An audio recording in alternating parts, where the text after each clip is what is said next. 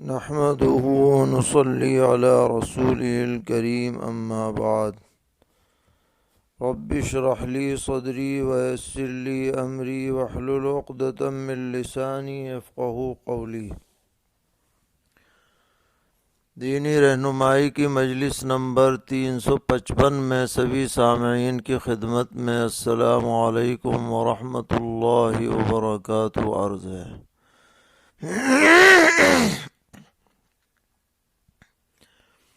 ایک صاحب سوال کر رہے ہیں کہ سفر معراج کے سلسلے میں یہ بیان کیا جاتا ہے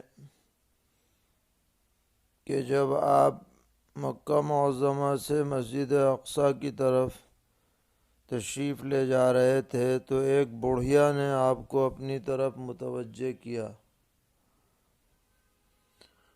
تو آپ سے حضرت جبرائیل علیہ السلام نے فرمایا کہ اس کی طرف توجہ مت فرمائیے۔ اس کے بعد ایک آدمی نے آپ کو توجہ دلانا چاہا تو اس پر بھی حضرت جبرائیل علیہ السلام نے توجہ کرنے سے منع فرما دیا۔ اس کے بعد حضرت جبرائیل علیہ السلام نے فرمایا کہ وہ بوڑھی عورت جو آپ کو متوجہ کرنا چاہتی تھی وہ دراصل دنیا تھی، اور اس کی عمر اتنی رہ گئی ہے جتنی اس عورت کی ہے، اور وہ جو شخص آپ کو آواز دے رہا تھا وہ ملعون شیطان تھا، ابلیس۔ تو سائل پوچھ رہے ہیں کہ اس روایت کی سندی حیثیت کیا ہے، اسے بیان کرنا چاہیے یا نہیں؟ جواباً عرض ہے کہ یہ روایت مختلف کتابوں میں موجود ہے، لیکن اس کی سند میں ایک راوی ہے عبد الرحمن ابن ہاشم، جس کو محدثین نے مجہول الحال قرار دیا ہے۔ بری بنا یہ روایت سنداً ضعیف ہے، اور حضرت علامہ ابن کثیر رحمۃ اللہ علیہ نے اپنی تفسیر میں لکھا ہے اس روایت کو نقل کر کے، وفی بعض الفاظی نکارۃ وغرابۃ، کہ اس روایت کے بعض مضامین میں غرابت اور نکارت یعنی اجنبی پن پایا جاتا ہے، اور صحیح روایات جو صحیحین وغیرہ میں موجود ہیں ان میں اس کا کوئی ذکر نہیں ہے، اس لیے اس کو نہ بیان کیا جائے تو بہتر ہے۔ جو صحیح باتیں ہیں بس وہی کافی ہیں جو صحیح سندوں سے منقول ہیں۔ سوال کر رہے ہیں کہ ہم نے ایک روایت سنی ہے کہ جو شخص کسی امام کے پیچھے جماعت کے ساتھ نماز پڑھے تو وہ ایسا ہے جیسے اس نے حضور اکرم علیہ السلام کے پیچھے نماز پڑھی ہو۔ کیا یہ روایت درست ہے؟ جواباً عرض ہے کہ اس مضمون کی کوئی روایت ہماری نظر سے نہیں گزری ہے۔ باقی جماعت سے نماز پڑھنا سنت مؤکدہ ہے، اس کا اہتمام ہونا چاہیے، لیکن جو کسی امام کے پیچھے نماز پڑھ لے اس نے گویا حضور کے پیچھے نماز پڑھی، یہ بات ثابت نہیں ہے۔ سوال کر رہے ہیں کیا کوئی ایسی روایت ہے کہ جس میں کہا گیا ہو کہ عرفات کے دن دودھ پینا سنت ہے؟ مطلع فرمائیں۔ میدان عرفات میں پیغمبر علیہ السلام کو دودھ کا پیالہ پیش کیا گیا تھا جو آپ نے نوش فرمایا، اتنی بات تو روایات سے ثابت ہے۔ باقی یہ کوئی سنن ہدایت میں سے نہیں ہے، بلکہ اس دودھ پینے کا ایک خاص مقصد تھا، اور وہ یہ تھا تاکہ لوگوں کو پتہ چل جائے کہ پیغمبر علیہ السلام روزے سے نہیں ہیں، اس مقصد سے آپ نے دودھ پیا تھا۔ پوچھ رہے ہیں شریعت میں علماء اور اہل اللہ کی کیا اہمیت ہے اور شخصیت پرستی اور خانقاہی نظام میں کیا فرق ہے، اس بارے میں رہنمائی فرمائیے۔ جواباً عرض ہے کہ علماء اور اہل اللہ یقیناً قابل تعظیم ہیں، ان کے علم اور دینداری کی بنیاد پر، اور ان کی صحبت اور ان سے تعلق یقیناً مفید ہے، اس کی وجہ سے دین پر استقامت نصیب ہوتی ہے۔ اور شخصیت پرستی شریعت میں جائز نہیں ہے۔ اس کا مطلب یہ ہے کہ آدمی شریعت کے خلاف بات دیکھنے کے باوجود کسی شخصیت کا عقیدت مند ہو اور آنکھ بند کر کے اس کی پیروی کرے، اس کی اجازت نہیں ہے۔ ہاں، اگر کسی عالم یا اللہ کے ولی سے محبت تعلق رکھے، ان کی تعظیم کرے، ان کے ہاتھ پر بیعت کرے، سنت شریعت کے معاملے میں ان کے مشوروں پر عمل کرے، ہدایات کی تعمیل کرے، تو یہ شخصیت پرستی نہیں ہے، یہ دراصل دین پر عمل کا ذریعہ ہے۔ شخصیت پرستی جب کہلائے گی جب شریعت کے خلاف کسی کی بات قبول کی جائے، اور خانقاہی نظام میں اگر شخصیت پرستی کی صورت اپنائی جائے تو یہ درست نہیں ہے، اور اگر اصلاح اور دین پر عمل کے لیے محنت کرائی جائے تو وہ خانقاہی نظام صحیح ہے، اس کی تعمیل کی جائے گی۔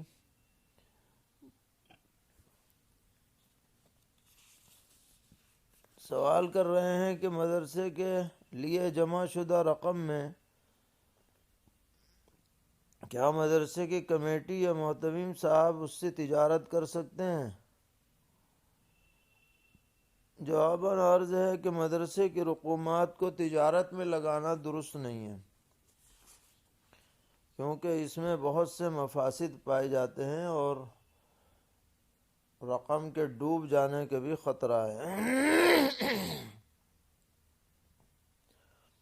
سوال ہے کہ بنگلور میں ایک کمپنی جو گولڈ انویسٹمنٹ کرتی تھی، اس میں ہم نے 1,00,000 روپے لگائے تھے، 2019 میں وہ ڈوب گئی تھی، اب 2026 میں اس کی رقم واپس آئی ہے، تو کیا 2019 سے 26 تک کی زکوٰۃ ہم پر واجب ہوگی؟ واضح رہے کہ اس کی واپسی کی کوئی امید نہیں رہی تھی۔ جواباً عرض ہے کہ چونکہ یہ نا امیدی والی رقم تھی، اس لیے اس پر گزشتہ سالوں کی زکوٰۃ واجب نہیں ہوگی۔ سوال ہے کہ ایک شخص نے رمضان کا روزہ جان بوجھ کر توڑ دیا تھا اور کفارے کے طور پر وہ 60 روزے رکھ رہا تھا۔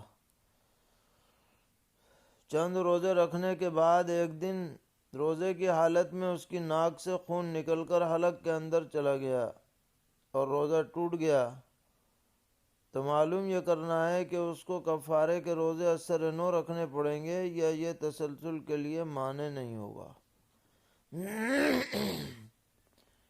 جواباً عرض ہے کہ اس شخص کو دوبارہ اثر نو روزے رکھنے ہوں گے، اور یہ روزے کا ٹوٹ جانا روزے کے تسلسل کے لیے مانع بن جائے گا۔ صرف خواتین کے لیے اجازت ہے کہ ان کی جو ماہانہ نماز چھوٹنے کا زمانہ ہے، روزہ چھوٹنے کا زمانہ ہے، وہ مانع نہیں ہوتا، بقیہ کسی کے لیے یہ عذر نہیں ہے، معتبر نہیں ہے۔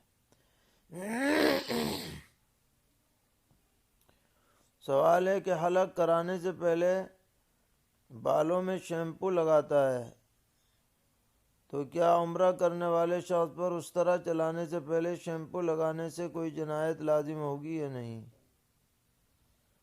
جواباً عرض ہے کہ اگر یہ شیمپو تیز خوشبو والا ہے تو دم لازم ہے، اور اگر ہلکی خوشبو ہے اور ایک مرتبہ لگایا تو صدقہ واجب ہے، نہیں لگانا چاہیے، اور بغیر شیمپو کے پانی وانی ڈال کر یا بغیر خوشبو کا شیمپو لگا کر بال حلق کرانے چاہیے۔